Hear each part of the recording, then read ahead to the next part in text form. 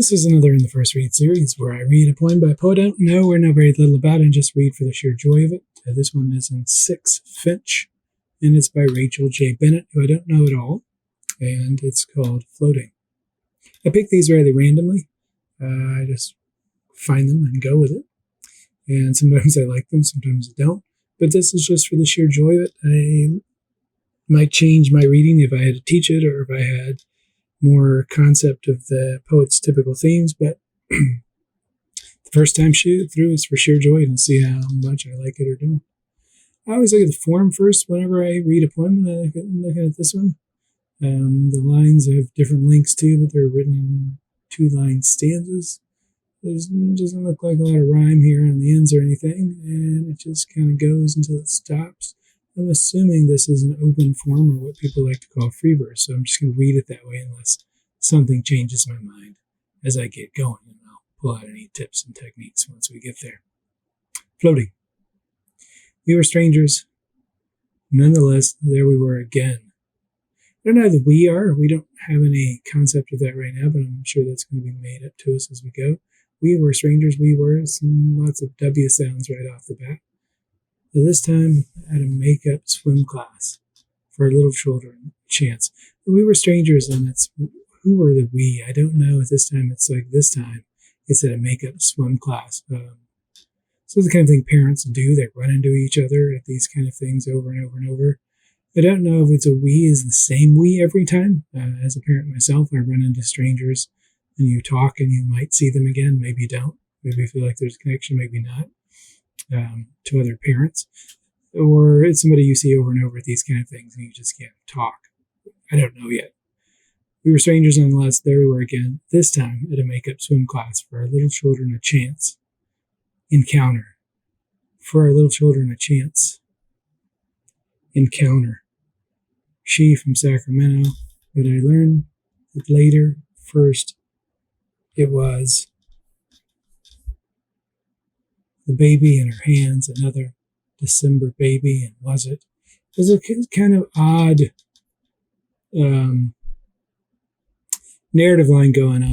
This feels like a fairly straightforward narrative poem. At the same time, the syntax is slightly playful, so that makes you stop at a chance encounter. She. So we don't have I don't have the periods, we don't have the stoppages.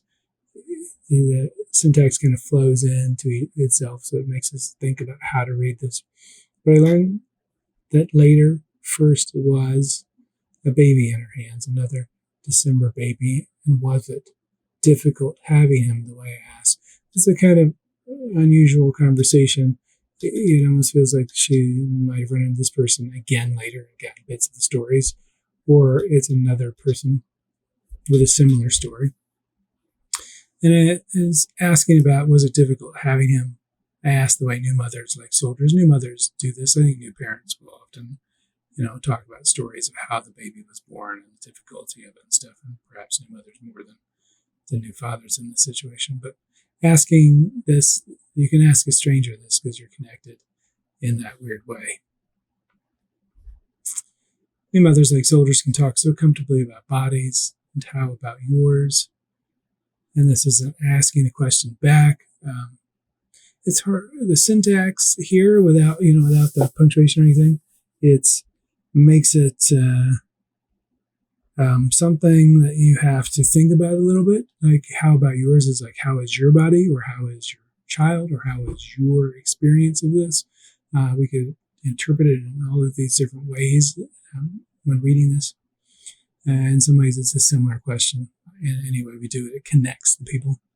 She asked her first was named the same as my second, our first together in the water, becoming less afraid of floating. So they're talking as the kids swim, and they're making these connections between the names of the kids and their experience.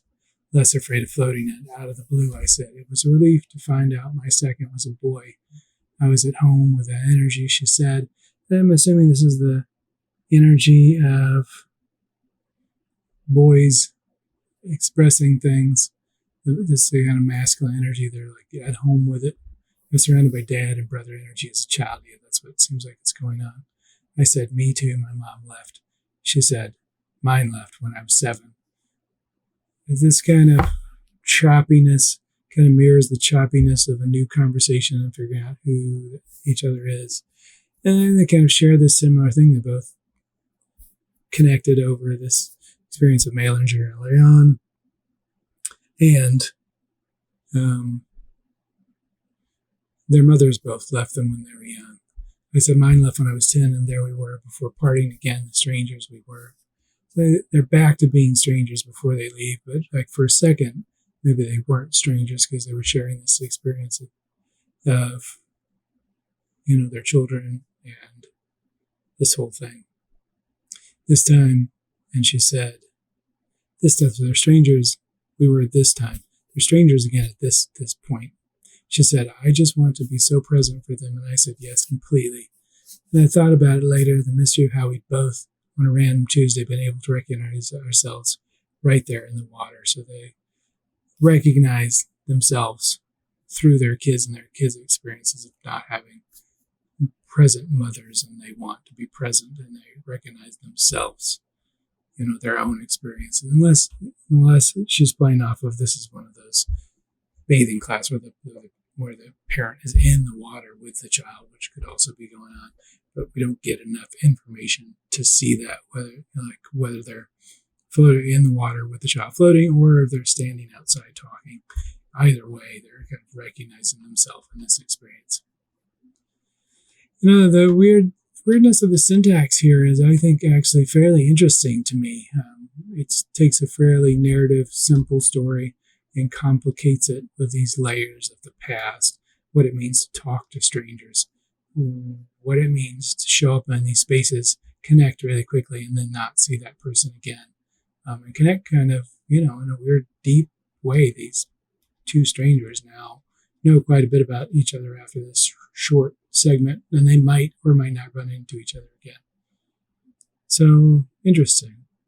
Definitely worthwhile checking out more of Rachel Bennett's work.